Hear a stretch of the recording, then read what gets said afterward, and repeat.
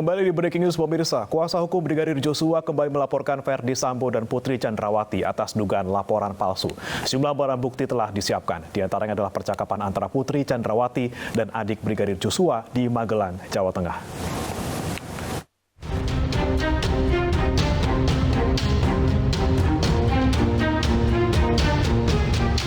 Kuasa hukum Brigadir Joshua, Komarudin Simanjuntak mendatangi gedung Bareskrim Polri siang tadi. Kedatangannya untuk melaporkan Ferdy Sambo dan Putri Chandrawati atas dugaan laporan palsu. Ferdy Sambo dilaporkan atas dugaan palsu ancaman pembunuhan, sedangkan Putri Chandrawati dilaporkan atas dugaan palsu pelecehan seksual.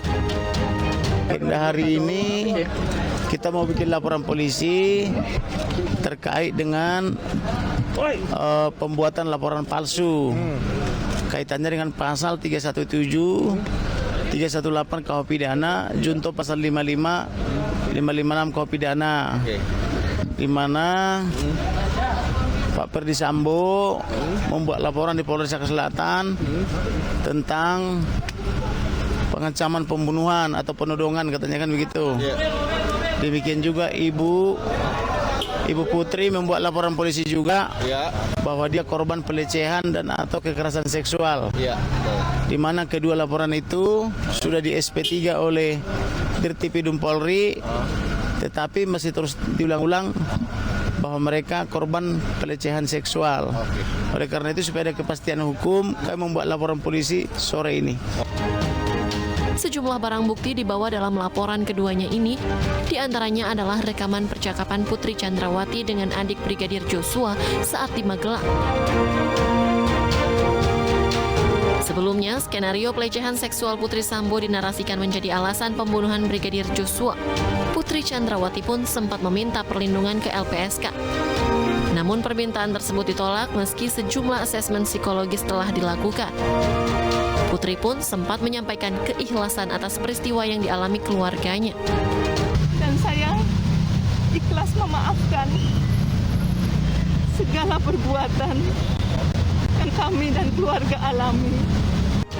Hingga pada 12 Agustus, atau tepat 1 bulan setelah kasus pembunuhan Brigadir Joshua mencuat di publik, kasus dugaan pelecehan seksual dihentikan karena tidak ditemukan unsur pidana dalam kasus pelecehan tersebut. Berdasarkan hasil gelar perkara tadi sore, kedua perkara ini kita hentikan penyidikannya karena tidak ditemukan peristiwa pidana. Ya, bukan merupakan peristiwa pidana. Berdasarkan hasil gelar tadi saya sampaikan, perkara ini dihentikan penanganannya. Komnas Perempuan yang sempat menerima kasus pelecehan Putri pun meminta Putri Chandrawati untuk bicara jujur kepada polisi tentang apa yang terjadi pada peristiwa terbunuhnya Brigadir Joshua. Dari Jakarta, tim liputan iNews melaporkan.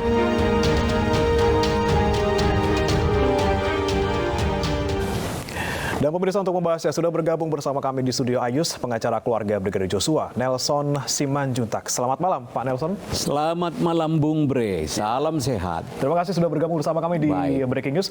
Pak Nelson, ini kan sebenarnya banyak sekali yang dilaporkan oleh pihak keluarga Joshua terkait dengan kasus ini. Dan yang hari ini dilaporkan terkait dengan laporan palsu ya Pak ya. Ini kemudian apa alasannya Pak? Masih melaporkan soal laporan palsu, padahal kasus pelecehan seksual dan juga percobaan pembunuhan sudah dihentikan kasusnya, Pak. Terima kasih. Ini dia masuk kategori melapor lagi, penuh dinamika bagaikan sebuah web jaringan ya. Dapat kami sampaikan tadi sore tim berbagi tugas menghantarkan LP, laporan ke polisi sudah diterima tadi dengan perwira di sana. Intinya tetap kita masukkan ketika laporan palsu, kita buat pasal 351, 358, 357, junto pasal 55 dan 56 KUHP. Kenapa secara terus-menerus Ibunda Charlie, Papa Charlie. Kami selalu menyebut dalam istilah hukum itu singkatan. karena kami menghargai produk hukum di negara kita. Nah, ini bagaimana caranya supaya itu dihentikan.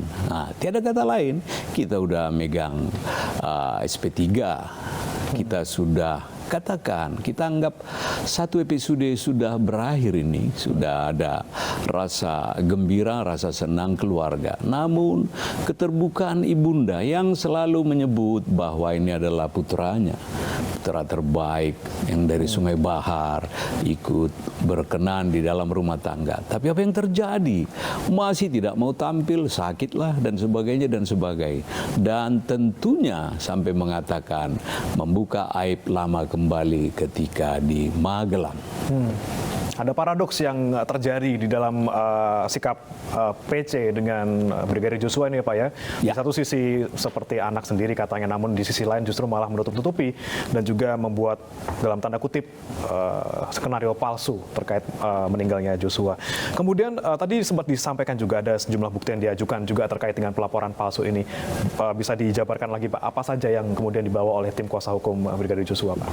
Baik, kalau untuk yang hari ini kita sampaikan satu LP dulu ya, laporan ke polisi. Intinya itu tadi, memberikan keterangan palsu baik untuk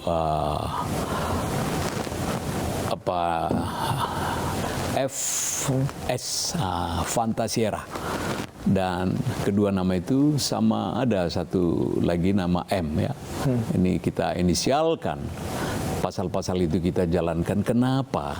Sampai menit ini hampir hari ke-47 tetap tidak bergeming. Dalam artian sudah jalan-jalan kemana. Saya ingat saya tadi siang sudah pergi ke Bareskrim pakai kerudung. Dugaan kita ya sudah akan berbaju orange. Seharusnya. Harusnya rakyat dibuat begitu. Nah, ternyata kembali lagi dan hak kemerdekaan sepenuhnya. Kemarin kita bisa lihat Fantasiera, suami beliau, apa yang terjadi? Sudah diumumkan sidang etika. Ini sebenarnya bagi keluarga Brigadir J almarhum, udah kami ikuti dengan semangat. Komunikasi tetap jalan dan kami kuasa hukum pun memonitor terus. Apalagi seperti kita mengetahui itu mesti peradilan administratif, etika disebut kode etika.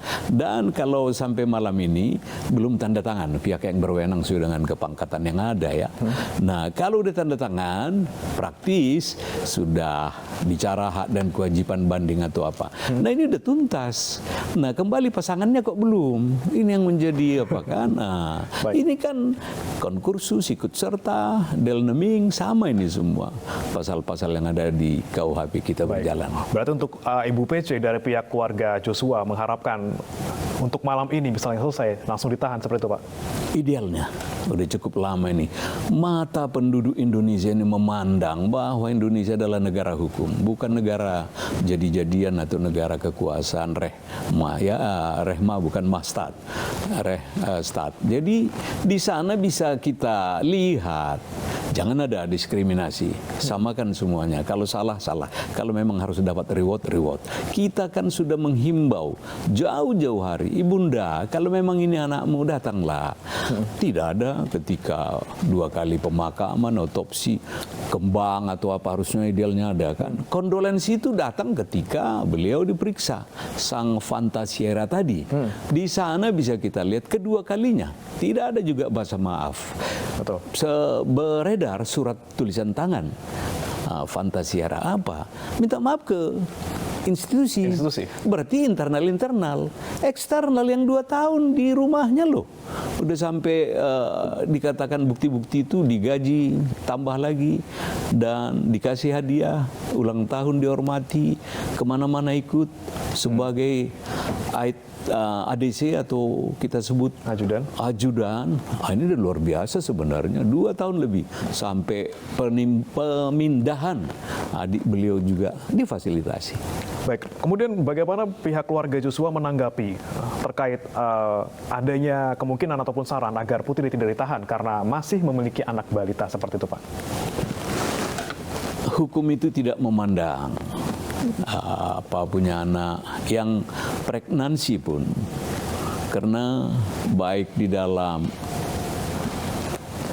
alinea kedua Undang-Undang Dasar 45, di sana dikatakan negara melindungi segenap bangsa Indonesia. Anak itu udah besar sebenarnya, udah layak, udah dewasa. Dan untuk kedua kali momen kita sampaikan, seperti tadi, Ibunda datanglah, kita ketemu dengan pihak kuasa hukum dari Brigadir J almarhum. Yang kedua, kita tawarkan, kita suarakan, anak yang 4 itu kita rawat. Nah, sampai sekolah. Nah, ini alasan dibalik ini kemudian mungkin ada tujuan mulia dibalik mungkin kasus yang dialami oleh Joshua, kemudian ada niat dari pihak keluarga Joshua justru untuk merawat anak-anaknya. Ini kemudian tadi Pak, alasannya utamanya seperti apa sih Pak terkait dengan pernyataan ini Pak? Baik, kehidupan kita di Indonesia ini kan penuh dengan musyawarah mufakat, ajas kekeluargaan. Jadi ketika budaya tolong menolong itu kita angkat, ya jangan sampai keluarga besar Huta Barat, Simanjuntak menelantarkan itu anak 2 tahun selama ini dipelihara. Ya adalah saya sebut umpan balik, tidak kita sebut sedemikian, tapi alasan manusiawi lah. Nah, keluarga besar dari Fantasiera juga ada, tidak ada tanggapan. Kita coba mengatakan yang sejujurnya lah, menghimbau supaya masa depan. Ternyata nanti malah merembet kemana-mana ini anak yang mulai dewasa kan. Betul. Jadi ya dari awal sikap kita di dunia ini kan hanya 2-nya hukum dari Tuhan dan hukum dari KUHP lah kita sebut atau undang-undang. Jadi di sana juga bukan hanya alasan-alasan punishment, kemanusiaan, peri kemanusiaan ini kita pegang teguh. Karena memang pihak dari anak bisa kita pisahkan dari kasus ini karena yang bersalah adalah orang tua. Betul. Dari mereka seperti itu. Betul. Pak Nelson, kemudian ada pernyataan dari pihak keluarga dari Verdi Sambo dan juga Putri Chandrawati, mereka akan mengambil langkah hukum jika misalnya setelah pemeriksaan hari ini Ibu Putri ditahan. Bagaimana tanggapan dari pihak keluarga Joshua? Tetap, sebagaimana permohonan surat-surat kita, LP yang kita ajukan, memang itu salah satunya. Katakan sejujurnya, kalau memang dinamika perjalanan hukum di kita, sudah waktunya itu.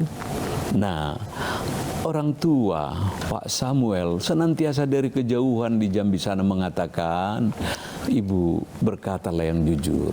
Kami kan corong menyampaikan apa kemauan dari keluarga. Kita sampaikan, kita tidak ada penyimpangan, tidak ada, ini masih netralitas kita pegang teguh.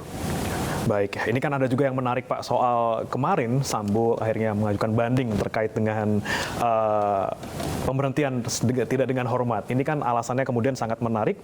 Kita masih penasaran apa dan kita ingin tanggapan dari Pak Nelson. Namun tahan dulu Pak, kita akan kembali setelah jeda berikut. Tetap bersama kami di Breaking News.